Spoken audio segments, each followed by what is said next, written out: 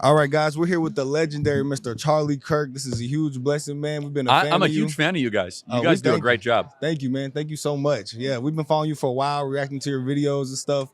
Came to Turning Point in Detroit, got to see you live, and it's just really cool to see you speak live and how articulate you are in Thank person. you, It's man. really cool. Thank you.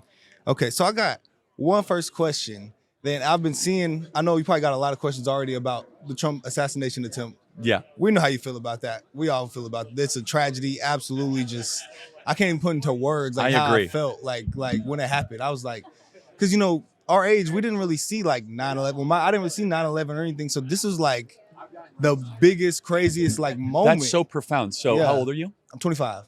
So in your lifetime, you have not seen an assassination attempt, 9/11. So this was your 9/11. It was. That's so profound. Yeah. So like to me, this is the craziest thing. Like this is like a movie. Like I called my friend. I was like, bro, Trump just got shot, and like he literally hung up. He was like, bro, you're lying. Like you're just trying to mess with me. I was like, no, but I had to call him like 3 times to get him to actually believe me. So yeah, none of us really believed it at all. Wow. Yeah. Okay. So on that, so I saw something online, a few posts that were saying people think Iran had something to do with it, and that they were gonna try to like maybe attack him again. And I was just like, that's insane. Like I don't know why or how they would do that. Yeah, I don't know if that's true or not. It sounds like an intel agency that's trying to distract from the fact that they failed. And the intel agencies are against Donald Trump. They spied on him repeatedly. And let's be honest, this is a complete abject failure of the U.S. Secret Service. But I mean, I hope this was incompetence. So let's go through the list. They had eyes on him 3 hours beforehand. They had an unguarded building. They had a roof. What are there, like 6 roofs in Butler, Pennsylvania? This is not Gotham City, Yeah. okay? Like, oh, wait, maybe the roof that's 120 yards away, maybe we should protect that. This dude comes out of his car with a ladder, and no one thinks of anything about it. The Secret Service was in the building that it was happening of. Wait. So he's on the roof. They're in the building. The snipers have eyes on him before this happens. Not once does anyone say, get Trump off the stage, get Trump off the stage, get Trump off the stage. That this guy went through the mags earlier, and they had a scope finder. Is that rangefinder or a scope finder? Rangefinder, yeah, rangefinder, which you use to identify targets. And the Secret Service like, oh, that's weird. They made him go back through the mags. He was caught on camera beforehand. I hope that was all incompetence and not something darker. Oh, to me, that sounds exactly like something darker. I'm not gonna lie. And another thing you said, I remember you were like, you made a tweet about how Vivek had predicted a lot of things, and we actually got to sit down with Vivek. He's awesome. That's my guy for real. We love Vivek. But so I just want to think like it just doesn't make sense. Like how does something like that None happen? of it makes sense. Yeah. And I remember Vivek was saying how he wanted to, do away with the 3-letter agencies. Do you think like that's probably could be maybe who's behind it? I hope not. Yeah. But at the very least, this looks like gross negligence. It very well could have been, let's not do our job because we hate Trump. That is looking as if it's more and more likely. Okay. And or the third option, that the Secret Service is actually much more of a theater troupe, meaning that they just kind of pretend that they're protecting the president to deter threats, and they actually aren't doing anything. Yeah. And that saddens me because I know so many of these guys and I've seen them work. They're very good in the intimate, close personal protection. But I think as the rings expand, maybe how unprotected has Trump been for the last 7 years? Could anyone just come up with a gun at any time to come to Trump? I mean, that makes you think. That does. I was on, just so you know, we do a lot of Turning Point events, right?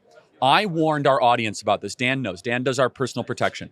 And so they use these huge mags, right? Magnetometers. And they don't catch a lot of weapons that come into these events, right? And we know that for a fact. In fact, they miss knives, they miss stuff all the time. We tell them that. They refuse to update their technology. Our technology is much better. We're able to use sophisticated imaging to actually see any weapons immediately. And we told the Secret Service that, and they couldn't care less. We deal with the Secret Service a lot. And you have to wonder, are they all just is it kind of a fake organization? Yeah, that's insane. Wow. That's an interesting perspective because you see the technology. You know the term LARP, live action role playing? Like a Nah, bunch of people play dress up Oh, okay, yeah, and yeah, like yeah. they run through the meadows of the fields pretending that they're Gandalf. Yeah, yeah, yeah. That's like the Secret Service. Oh, okay, I see. Outside of the close ring of protect, like the people that are closest to Trump, they're legit. But I'm talking about the people on the exterior or on the fringes. Okay, okay, cool. All right, switching gears a little bit here. So here at this event, I heard that 50 Cent might be walking out. He Trump. might be. How do you feel about that? Do you think that would be a good I think thing? it's awesome. Yeah. They both got shot. Yeah, that's what I was saying. okay. And as 50 Cent said, he's now 25 cent because of Biden's inflation. Really? He said that? Yeah. That's so funny. I did not know that. Okay. And then I saw that Amber Rose was on stage talking the other day. I met her backstage. Really? How was that? It was interesting. I couldn't stop staring at her tattoo. Yeah, that would be hard for me to do. Yeah, too. look, I'm not an Amber Rose fan. She did some stuff in her past. She was very warm and nice backstage. I thought she gave an excellent speech. I think people are being very unfair online as far as the delivery of her speech. Her speech was, I was a Democrat. I saw the light. I now am a different person.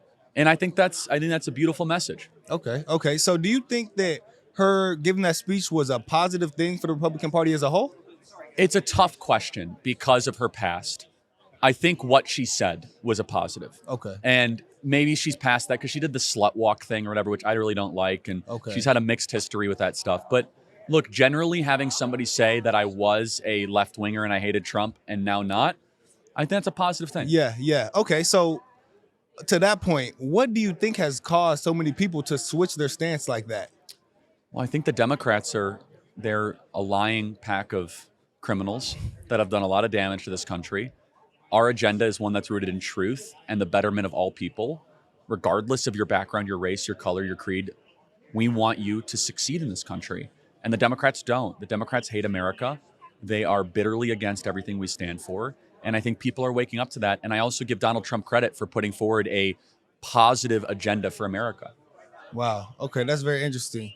So do you think that like a big switch could also be due to the fact that so many people like that are around our age are able to like look at mainstream media and see like, well, okay, also, this is not true. We get 65 million views a week on TikTok. Yeah. We're trending towards 100 million. You know, we have a huge Instagram.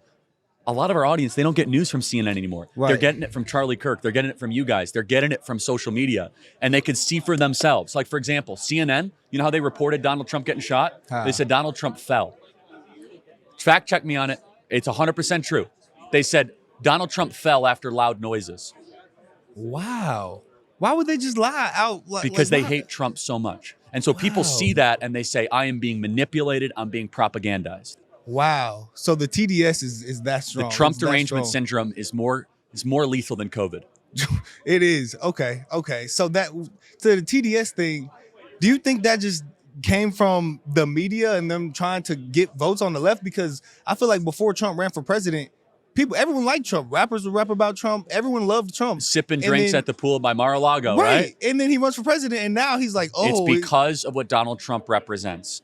And he represents giving you a voice, your audience a voice. You guys are supposed to shut up, not care about politics. You're not supposed to be at the RNC. You're supposed to just be doing something else. The fact that he has opened up this movement of young people, of Black Americans, of Hispanic Americans, is a threat to their regime and their power.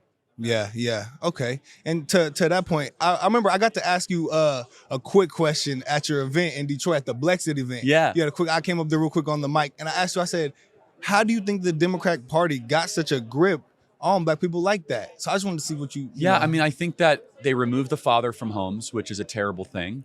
And look, through a lot of social welfare programs, there's been mass propaganda to Black America that Democrats are on their side. You would know better than I would. I think that's starting to change. I think people's eyes are starting to open, right? Yeah. Real conversations are happening. It's not going to happen overnight. You are trying to change the muscle memory that goes back for many generations. But I mean, you know me, you've got to know me. I am called a racist and a white supremacist every day. That should make you hate the media. Yeah. I mean, you could decide for yourself. I think you know that's not true, no, yeah, right? Facts, yeah. Right? And so, but that's all they have because they can't run on policy. Yeah. They can't run on truth. So they have to lie about Charlie Kirk all day long. Yeah, that's crazy. Okay. So do you think another reason could be, because I see you go on college campuses and absolutely fry these people. Like, it's actually hilarious to watch. Thank you. But I feel like these kids, like they're smart kids, but I feel like these universities are like tainting their view or their perspective. Do you think that could be? They're smart, but they have no wisdom. So meaning that they could do a bunch of math equations, but they can't tell you what a woman is. See, like what? No wisdom.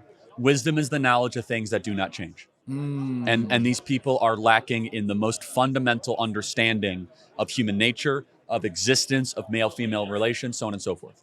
Okay. Wow. Wow. Okay. So my last question would be, you're a very outspoken guy. You have strong stances on things that I agree with. We get a lot of backlash just for being, black conservatives. Screw them. Yeah. So that's what you say. Just Keep creating. okay. Keep your friends close. Keep on pushing forward. I love what you guys are doing. And then you meet real friends. Right. And then you got new relationships and new people that are actually going to be able to have your back. And so just tell them, go to hell and keep on creating content. I'm gonna do that. Thank you so much, I love man. it. God bless, man. Excellent. Thank you.